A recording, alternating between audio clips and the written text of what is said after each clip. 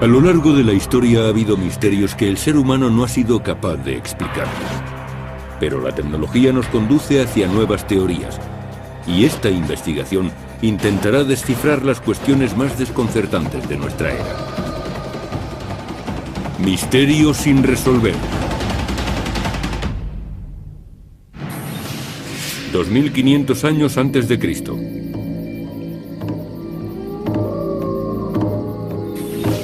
Inglaterra. Un círculo de piedras gigantescas. Comienza un antiguo ritual. Sonido de tambores. El ritmo va alcanzando la cadencia adecuada. Y todos los presentes entran en un extraño trance. Conocer este ritual podría desvelar los oscuros secretos de Stonehenge.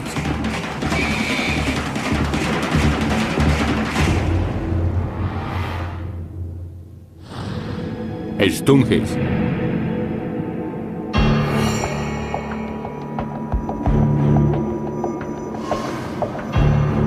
Stonehenge es un antiguo y misterioso monumento. Se encuentra aislado en el corazón de la campiña inglesa. De momento nadie ha sido capaz de averiguar quién construyó Stonehenge, ni por qué. La prueba del carbono nos dice que su construcción comenzó hace unos 5000 años. Una solemne avenida conecta el círculo con el cercano río Avon.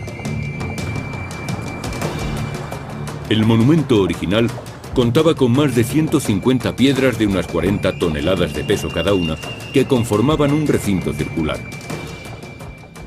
El centro de todo es esta extraña piedra, a la que llamamos la piedra del altar. La duda tiene que ver con su posición. Se ignora si estaba enhiesta o por el contrario tumbada como una losa a modo de altar. ¿Qué sucedía en ese altar? Es una pregunta que se ha hecho la humanidad durante miles de años.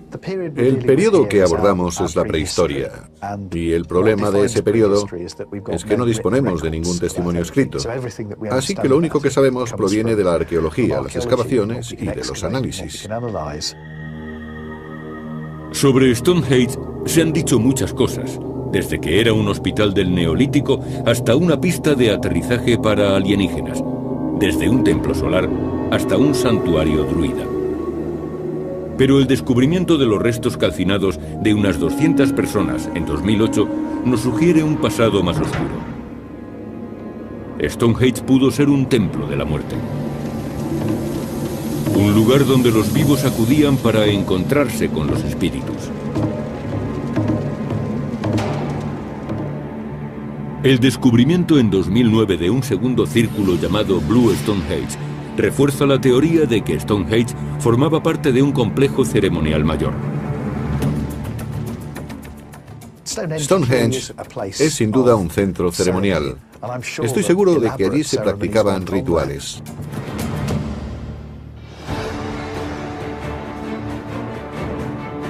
Trataremos de averiguar en qué consistían esas antiguas ceremonias.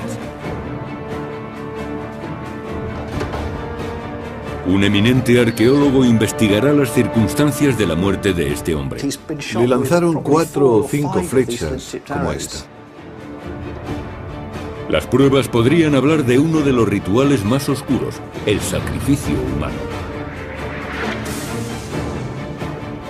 Nuestra investigación intentará aclarar si Stonehenge era un templo de la muerte. Hasta hoy, los investigadores han estudiado la forma física de Stonehenge, pero no cómo sonaba. El equipo de investigación usará instrumentos musicales antiguos para recrear rituales prehistóricos dentro del círculo. Quizá aquellas ceremonias sirvan para invocar a los muertos y considerarlos presentes. La investigación revela que el ritmo repetitivo de un tambor puede disminuir la frecuencia de las ondas cerebrales. En este estado se puede llegar a creer o sentir una presencia asociada a lo espiritual. El equipo científico usará un escáner cerebral para comprobar si el sonido puede alterar los estados de conciencia. Los sonidos experimentan curiosas variaciones en Stonehenge. Y una psicóloga podría demostrar el poder del sonido a través de la hipnosis. La hipnosis crea un estado similar al sonambulismo.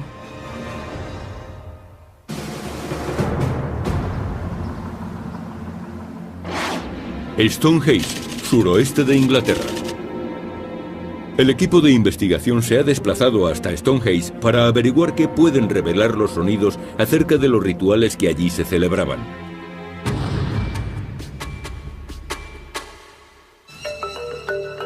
Rupert Till es un experto en tecnología acústica y dirige el equipo. Hace 4.000 años la cultura se transmitía de forma oral, se transmitía de boca en boca. No existía la escritura, así que la información y las costumbres se transmitían hablando y escuchando. Si estudias lugares antiguos donde se celebraban rituales, quizás tengas que prestar tanta atención a lo que oyes como a lo que ves.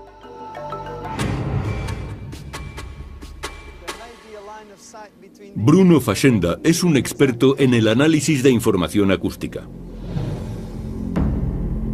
La singular construcción de Stonehenge ofrece algunas claves. Lo más sorprendente de este sitio son las propias piedras. Por un lado son rugosas y por el otro están curvadas, y esto último les confiere intencionadamente propiedades acústicas. Los estadios y teatros tienden a la forma circular desde hace unos 2000 años con el fin de que reverbere y se concentre el sonido. Entre las primeras estructuras construidas con esa pretensión se encuentran los anfiteatros romanos del siglo I a.C. Si Stonehenge se construyó con tal intención acústica, se habría adelantado a las construcciones romanas en más de 2000 años. La idea es medir las propiedades acústicas de la piedra, observar cuánto sonido es capaz de reflejar. Si las piedras son capaces de reflejar un eco potente, producirán alteraciones del ritmo dentro del círculo. Lo que hace que el sonido sea tan poderoso en un marco como este es que el ritmo se duplica y multiplica. Y el rebote predispone a nuestra mente a sincronizarse con la música.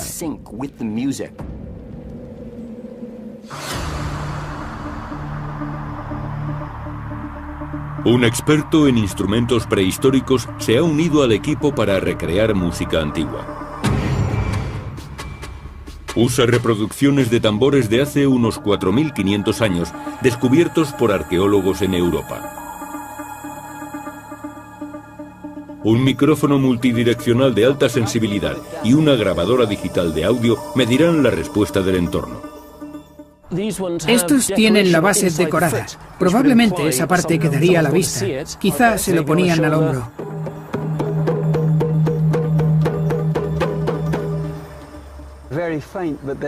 Ahí hay un poco de eco, aunque débil. Suena diferente allí que aquí. ¿Quieres probar por dónde debía estar el altar? El equipo se dirige hacia el supuesto altar.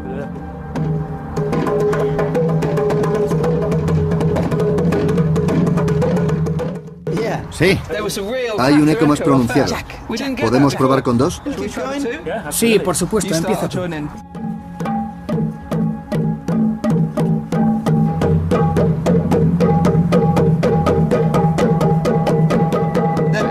Aquí está. ¿Puedes oírlo? Intenta seguir el ritmo.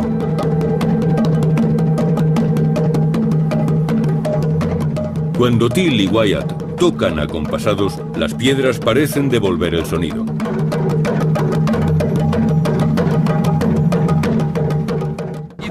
Puedes oír el eco de manera muy clara, ¿verdad? Ese taca, taca, taca, taca.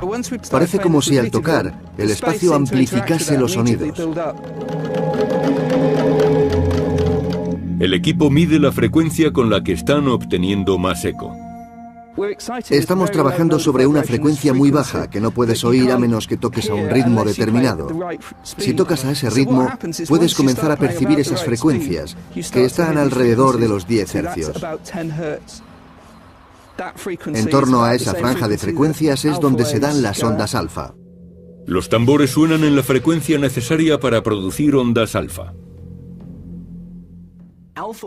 Las ondas alfa se corresponden con un ritmo en el que el cerebro parece relajarse.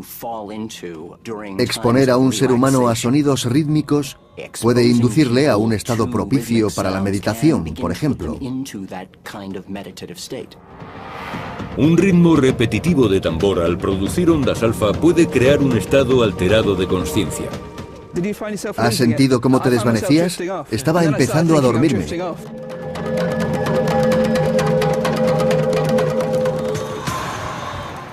Pero el sonido no es el único objeto de estudio en Stonehenge. Los huesos hallados bajo tierra pueden desvelar una historia siniestra.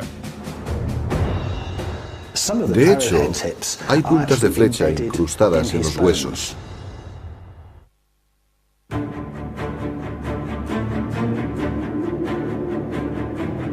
Misterio sin resolver está en Inglaterra, tratando de desvelar uno de los enigmas más antiguos del mundo. Stonehenge.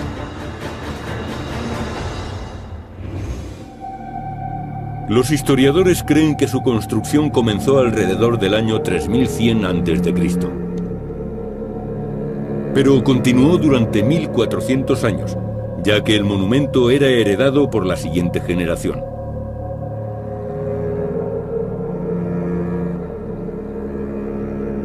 Empezó siendo una zanja circular en el suelo.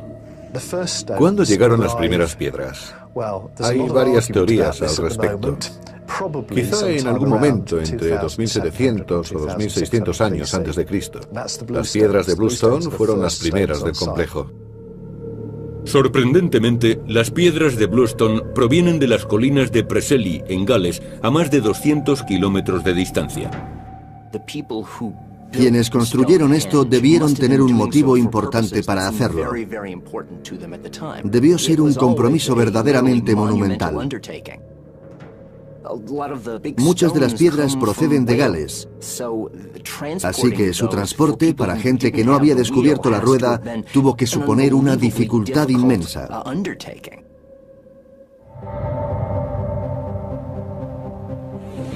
Alrededor del año 2500 a.C., las piedras de Bluestone fueron redistribuidas y los grandes bloques de arenisca se dispusieron en un círculo alrededor de ellas.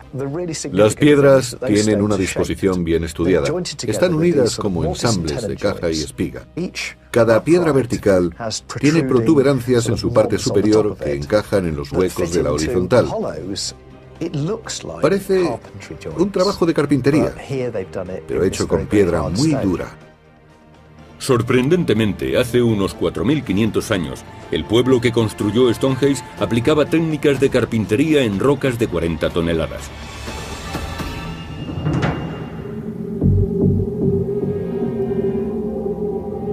Parece que el monumento fue misteriosamente abandonado en algún momento después del año 1000 a.C.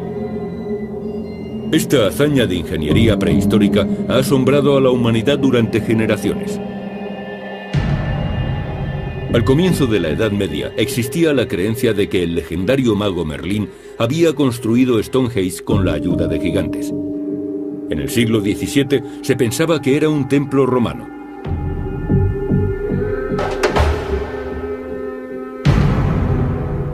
Pero en el siglo XX se descubrió algo muy curioso, cuando unos arqueólogos advirtieron que el sol regía la orientación del monumento. Se alinea con el sol durante los solsticios de verano e invierno, el día más largo y el más corto del año, respectivamente. Cuando se construyó Stonehenge, los antiguos habitantes de Gran Bretaña comenzaban a vivir en grandes comunidades y a labrar la tierra. Dependían de las estaciones y conocían su paso gracias a Stonehenge. En 2005, un arqueólogo llamado Mike Parker Pearson realizó un asombroso descubrimiento cerca del lugar. Sería un descubrimiento muy relevante sobre los antiguos rituales que se practicaban allí.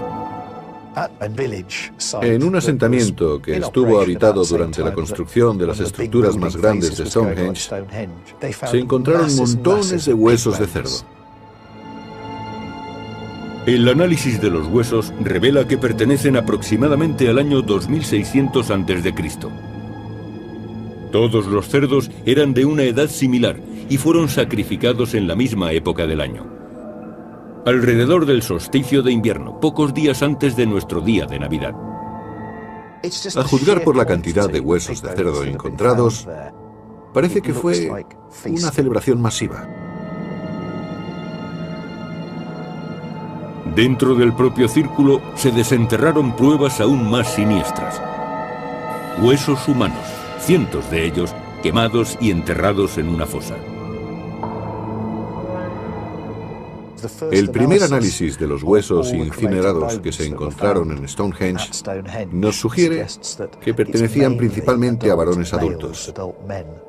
Cabe suponer que allí se diera sepultura a hombres importantes dentro de la comunidad. Los huesos se sitúan en la prehistoria.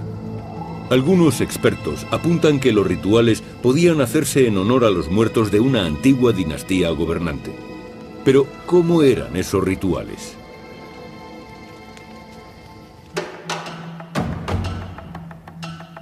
El descubrimiento de un esqueleto podría aportar pruebas. En una zanja había enterrado un hombre al que se conoce como el arquero de Stonehenge. Su esqueleto fue hallado cerca de la entrada de Stonehenge. Fue enterrado junto a su muñequera de piedra y su carcaj. Se daba por hecho que era un arquero, pero alguien observó más detenidamente las puntas de flecha y se dio cuenta de que un gran número de ellas habían perdido su punta. Incluso algunas de las puntas estaban incrustadas en sus huesos. Así que las flechas quizá no fueran una ofrenda, sino que probablemente aludieran a la causa de su muerte. El arquero recibió al menos 5 flechazos y fue enterrado en el monumento más sagrado de su tiempo. Para mí, el hueso del cuerpo de esta persona que más información aporta es este. Está dañado por una punta de flecha de sílex, pero el daño no viene de esta parte, sino de esta otra. Esta pequeña marca de aquí significa que a este hombre le lanzaron una flecha por la espalda, la cual atravesó su cuerpo y quedó alojada en la parte de atrás de su esternón. Las pruebas indican la posibilidad de un sacrificio humano. No creo que fuese tan solo la víctima de una muerte cruel. Dudo que enterrasen a alguien en Stonehenge solo por haberle dado muerte. Debía de ser alguien importante. El equipo científico ha ideado una prueba que podría desvelar el destino que corrió el arquero.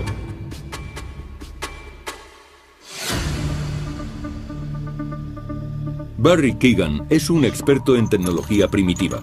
Puede fabricar arcos antiguos y flechas con punta de sílex. También practica el tiro con arco. En la prehistoria, arcos y flechas formaban parte de la vida diaria y eran una extensión del hombre.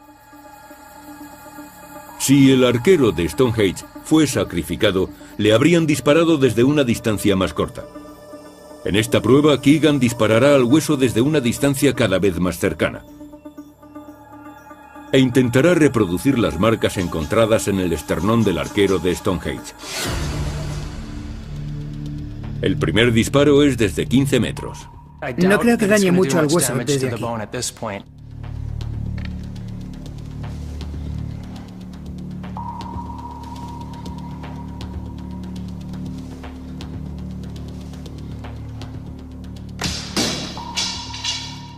Creo que le he dado. Keegan tiene razón. La flecha apenas causa daño a una distancia de 15 metros. Cuanto más nos acerquemos, mayor será el daño. El siguiente disparo es desde 12 metros.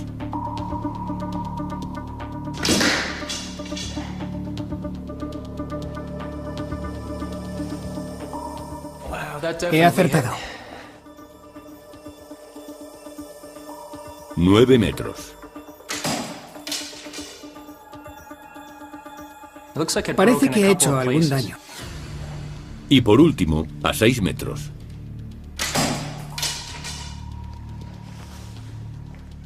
Vaya, no queda nada de esa punta. Hay una profunda marca justo ahí. Esta muesca se parece mucho a la del esternón del arquero de Stonehenge. Este disparo es desde 12 metros y este desde 6. La punta de flecha de sílex era bastante eficaz, era muy cortante, cortaba casi como un cuchillo de carne. A 6 metros esta flecha era suficiente para matar, así que probablemente no fuese un accidente. Esa es más o menos la distancia entre un reo y un pelotón de fusilamiento. Además, otras pruebas sugieren que le dieron muerte. Si observas detenidamente los huesos y el ángulo de penetración de algunas flechas, podemos comprobar que el arquero se encontraba reclinado o caído en el suelo. Si hubiera estado en pie, habría sido imposible que recibiera una flecha desde ese ángulo.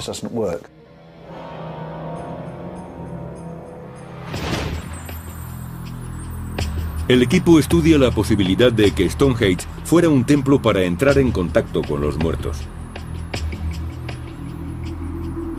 Solo se conserva un 40% de las piedras originales. Que las piedras no conserven su disposición original supone un problema. Es como intentar medir la acústica de una catedral derruida. Se pueden conseguir algunos efectos, pero no los mismos. Necesitan probar el sonido de Stonehenge como si permaneciera intacto. Y existe un lugar donde es posible hacerlo. Se puede oír cómo resuenan los tambores, cómo se expande el sonido e invade todo el recinto, que parece temblar.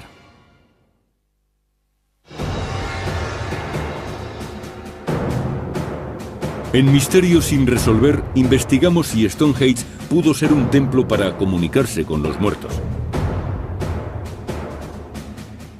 Al círculo le faltan algunas piedras, pero existe una reproducción del monumento a tamaño real.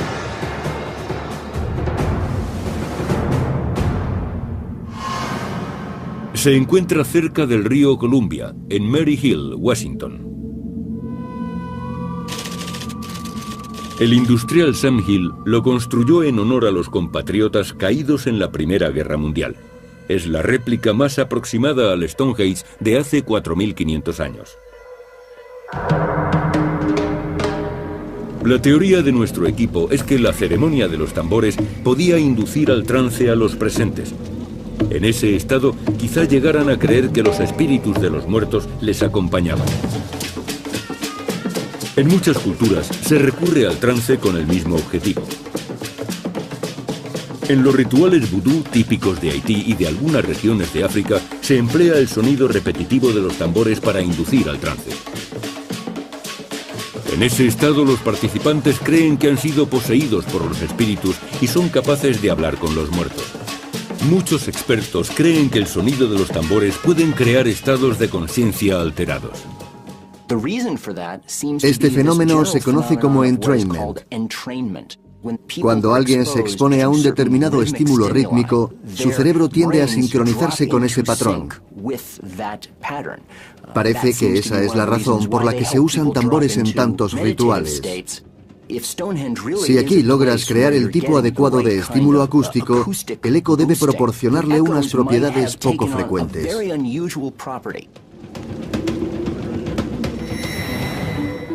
El equipo cree que en Stonehenge se amplificaban los ritmos de la percusión, aumentando su efecto en el cerebro humano. Desde hace unos 3.000 años nadie ha podido oír cómo sonaba, pues se ha conservado solo parcialmente, así que ahora solo podemos hacernos una idea.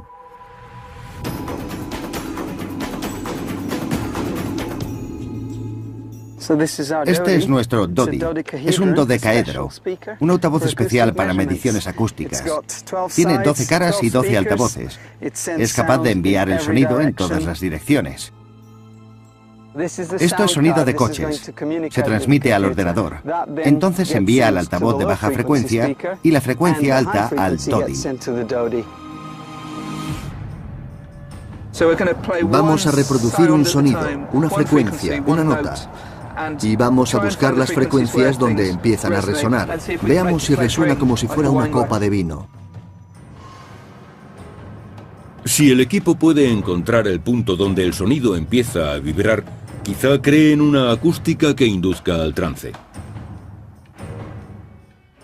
Este es el primer modo.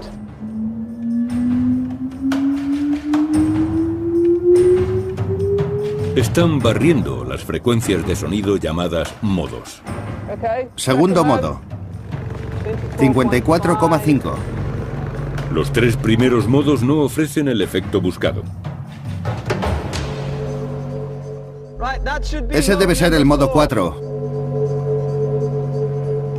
En el cuarto modo encuentran algo diferente. Te daré volumen en el centro. 92,5. De acuerdo, vamos al siguiente. Es increíble, son 4,3 metros. 61. De acuerdo. Me he desplazado 1 metro y aquí tenemos 75 decibelios. Prácticamente se dobla el volumen moviéndose 1 solo metro. En lugar de ir apagándose, va creciendo. 79, 81... Da la impresión de que no disminuye el volumen del sonido al alejarnos de los altavoces. Este gráfico representa cómo viaja el sonido desde el centro del círculo hacia sus bordes. Los picos nos muestran dónde es más fuerte y los surcos dónde se hace más débil. El sonido recorre este lugar de manera casi mágica. Se mueve de un modo poco convencional.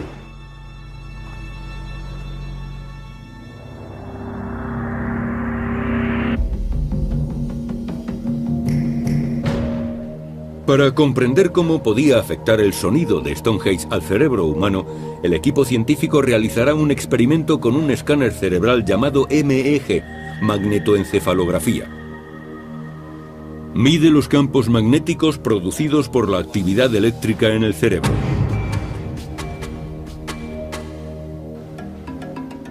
David Poeppel es un neurocientífico experto en el procesamiento del sonido por parte del cerebro. La magnetoencefalografía es la mejor forma de estudiar los sonidos.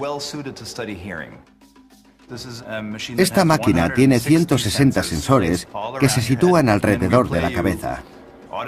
El voluntario escuchará material sonoro y se grabará la actividad cerebral que experimente mientras permanece tranquilamente tumbado. Poeppel aplica 2 tipos de sonidos a un varón de 42 años. Uno de los sonidos simula música de tambores en Stonehenge.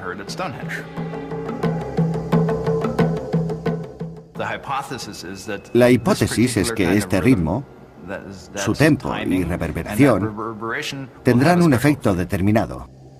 El otro sonido es simplemente ruido de tráfico.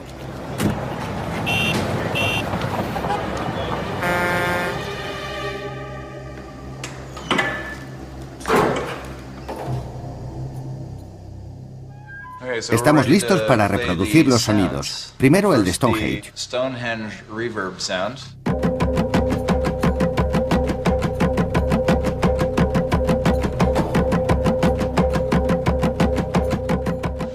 Ahora el ruido de tráfico para compararlo.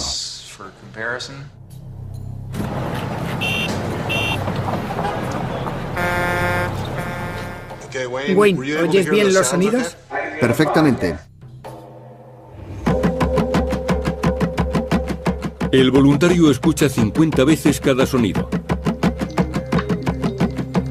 Utiliza un mapa del cerebro y un gráfico de frecuencia para medir la respuesta. Tan pronto como oye el primer sonido, sea el tráfico o un tambor de Stonehenge, la actividad cerebral se graba inmediatamente. El tiempo que tarda el cerebro en reaccionar al sonido es aproximadamente 1/10 de segundo. El panel superior recoge los sonidos de Stonehenge y el superior los sonidos de la calle. Mira estas 3 ondas de activación del ruido de tráfico. Arriba y abajo, arriba y abajo, arriba y abajo. Esto no ocurre con los sonidos de Stonehenge. Estos mantienen una regularidad. Es el boom boom, o un ritmo. Dicha regularidad provoca una respuesta del cerebro. El ruido de tráfico hace que el sujeto tenga que esforzarse para identificar los diferentes sonidos. Provoca una mayor actividad cerebral.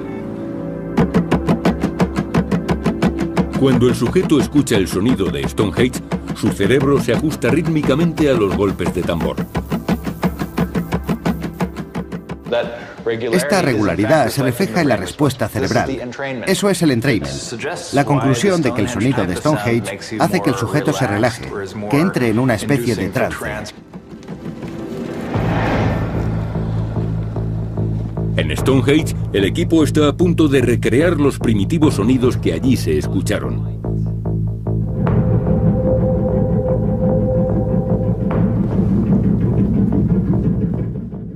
¿Has oído el efecto?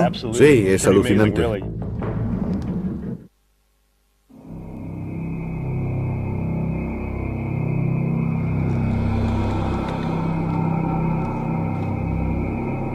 El equipo está investigando antiguos rituales que tuvieron lugar en el recinto. Las ceremonias religiosas actuales se parecen bastante a las prácticas rituales de antaño. Si nos fijamos en otras culturas y sus rituales, a menudo vemos que usan drogas.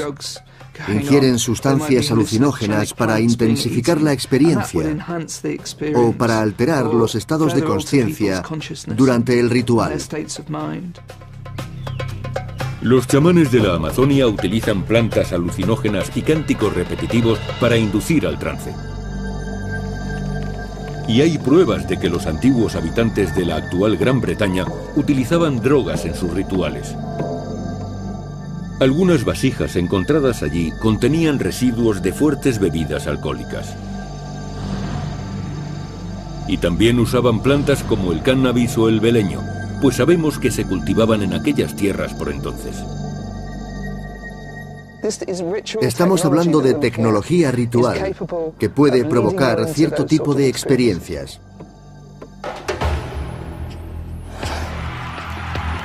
La cultura moderna no ha olvidado los antiguos rituales.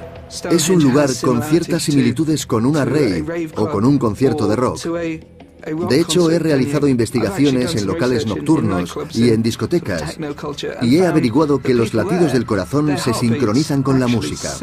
La música ejerce una especie de control remoto. Y no solo el sonido provoca tal efecto. El sonido y la luz pueden ejercer una considerable influencia en este sentido. Es muy interesante comprobar lo poderosa que llega a ser la unión de sonido y luz. En Maryhill, el equipo de investigación quiere comprobar si tal combinación es, en efecto, tan sugestiva para el cerebro humano. Sabemos que se reunían aquí en plena oscuridad porque los rituales se celebraban a la salida o a la puesta del sol, así que necesitarían fuego para iluminarse. La música suena y las antorchas emiten destellos que parecen seguir el compás. Hace 4000 años tenía que resultar sobrecogedor. Una señal inequívoca de presencias espirituales. Ayudaba a alcanzar el estado de trance. Los destellos de luz tienen un efecto muy poderoso en el cerebro. Pueden producir ataques epilépticos, pero también efectos positivos en el tratamiento de trastornos psicológicos como la depresión. Fijémonos en esta llama. Lo normal es que crezca o mengue al compás de la música, ya que la presión del aire cambia. ¡Ya está sonando! En primer lugar, Till sitúa la llama frente al altavoz.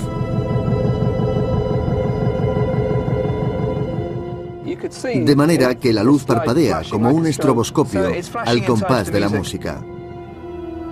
El sonido produce ondas de aire que mueven la llama. Ahora vamos a comprobar si lo de la llama también ocurre al otro lado del círculo.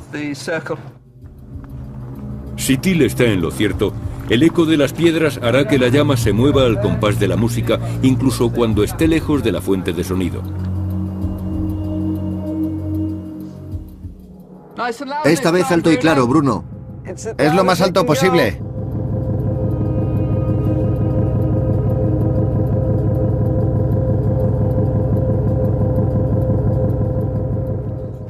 El efecto no es tan claro. No hace bo, bo, bo tan nítidamente. Pero cuando titila, se forman claros y oscuros al ritmo de la música. Es como una luz estroboscópica. Con llamas grandes y numerosas unidas al ruido de los tambores, el efecto podría llegar a afectar a la gente. Solemos quedarnos mirando fijamente a las llamas porque titilan entre 5 y 15 hercios, de manera que nuestro cerebro se deja llevar. Ahora, Till y Fashenda deben hacer la prueba con la música.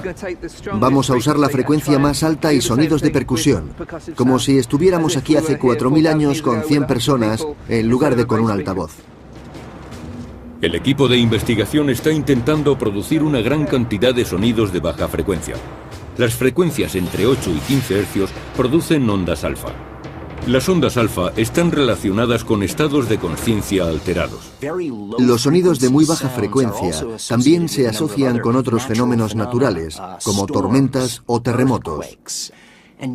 Quizá es por eso, por lo que cuando se usa este tipo de ritmos en rituales religiosos, la gente experimenta una sensación de sobrecogimiento. Vale.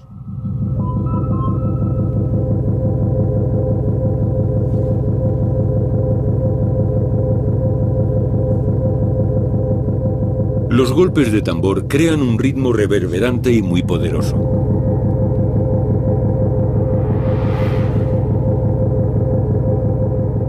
Stonehenge retumba de arriba a abajo. El experimento funciona. Esto refuerza nuestra teoría, porque está bien aplicar la moderna tecnología. Pero los tambores son la única que existía hace 4000 años. A través de su aparato de televisión, quizá ustedes no aprecien las vibraciones del sonido, pero quienes están presentes en el recinto se ven muy afectados por el ritmo de los tambores. ¿Lo oyes con suficiente claridad? Sí, cuando mueves los micrófonos y los sitúas en esta zona, es como si las bajas frecuencias te envolvieran. Afectó a todos los presentes, a mí también. Algunos empezaron a sentirse mal y ese es uno de los primeros síntomas del trance.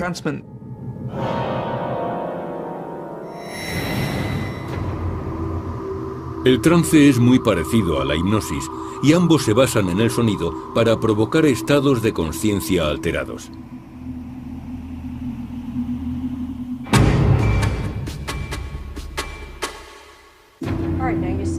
Jean Cirillo es una psicóloga que practica la hipnosis. La hipnosis puede ayudar a controlar la presión arterial, paliar el dolor, la depresión y otro tipo de dolencias que no han podido ser tratadas por otros medios. La hipnosis es tan efectiva que su uso ha sido aprobado por los ministerios de salud de varios países para tratar los efectos secundarios de la quimioterapia o el dolor postquirúrgico. El sonido es muy importante para nosotros. Puede cambiar nuestro estado de ánimo. Y el profundo efecto que tiene en nuestras mentes sigue siendo, en cierto modo, un misterio para la psicología. Para demostrarlo, Jean Cirillo va a hipnotizar a un voluntario. La hipnosis crea un estado similar al sonambulismo. En menos de 30 minutos logra anestesiar al voluntario usando la voz. Cirillo demuestra entonces cómo puede manipular la mente del hipnotizado. Quizá no te hayas dado cuenta de que hay un mosquito por aquí. Se ha posado en tu mano, puede que te pique. No te gusta este mosquito. El efecto es evidente. Mediante la hipnosis comprobamos cómo puede el sonido alterar la conciencia e incluso provocar alucinaciones.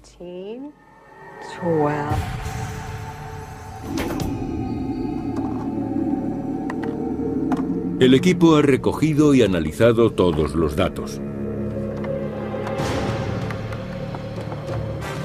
Ahora, por primera vez en 4000 años, se puede estudiar el efecto que los rituales pudieron tener en nuestros ancestros. Podemos usar cualquier sonido. Puede ser mi voz o una reproducción de un tambor de hace 4000 años y probar cómo sonaba allí.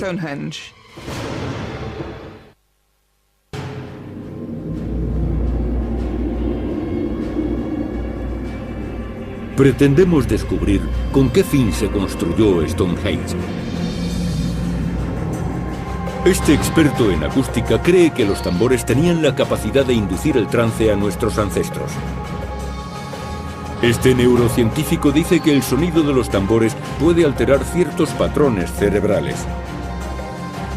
Y este arqueólogo cree que podrían haberse practicado sacrificios humanos en Stonehenge.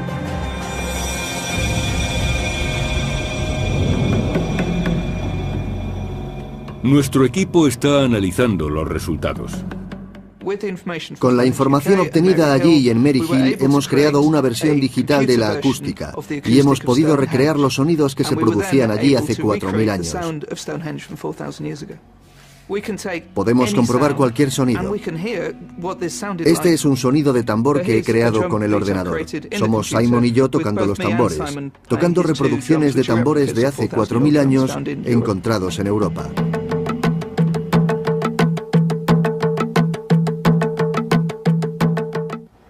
Puedo aplicarle la acústica de Stonehenge.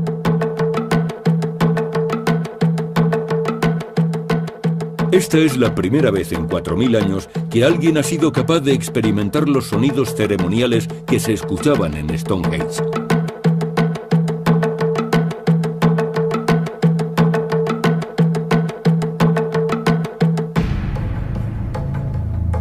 El programa de ordenador nos traslada al pasado. La investigación demuestra que el centro del círculo era un lugar significativo, donde probablemente se situaría un sumo sacerdote o chamán.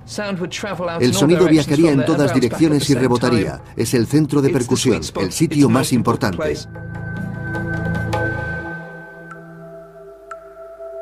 Los datos sugieren que los tambores se situarían alrededor de la gente. Oímos un eco y sospechamos que probablemente ese sería el mejor lugar para tocar el tambor. Y aquí podemos ver la reproducción digital de la reverberación de los bordes. Este pico de aquí representa un fuerte eco. La investigación en Stonehenge nos permite imaginar el tipo de rituales que se practicaron allí. En los solsticios, los hombres de entonces se reunían para honrar a sus muertos. Cazaban animales e iban a Stonehenge a celebrar un festejo.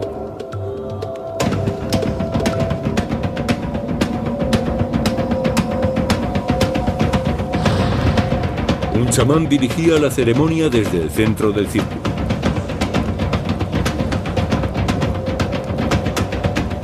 Los tambores serían tañidos en los bordes del círculo y su sonido reverberaría en las piedras.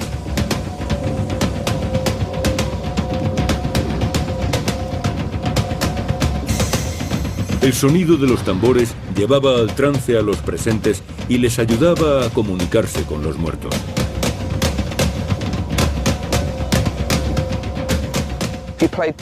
Si tocas el tambor aquí al ritmo adecuado, el lugar empezaría a retumbar.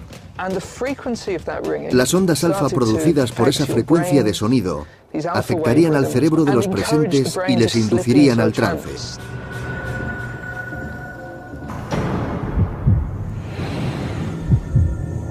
Las pruebas demuestran que si el sacrificio humano formó parte de estos rituales, fue de manera excepcional. El arquero de Stonehenge es el único hallazgo que podría sugerir este tipo de práctica.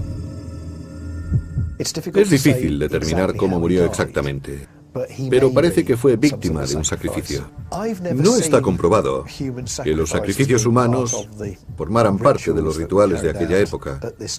Debieron practicar muchos ritos, pero no creo que el sacrificio humano se practicara habitualmente.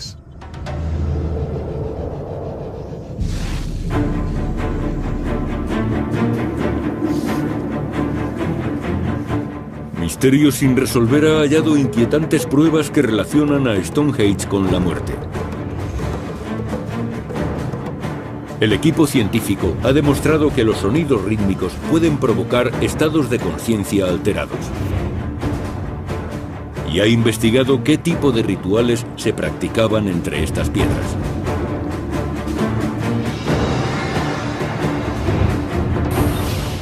Los descubrimientos arqueológicos nos muestran que este enigma prehistórico aún guarda muchos secretos.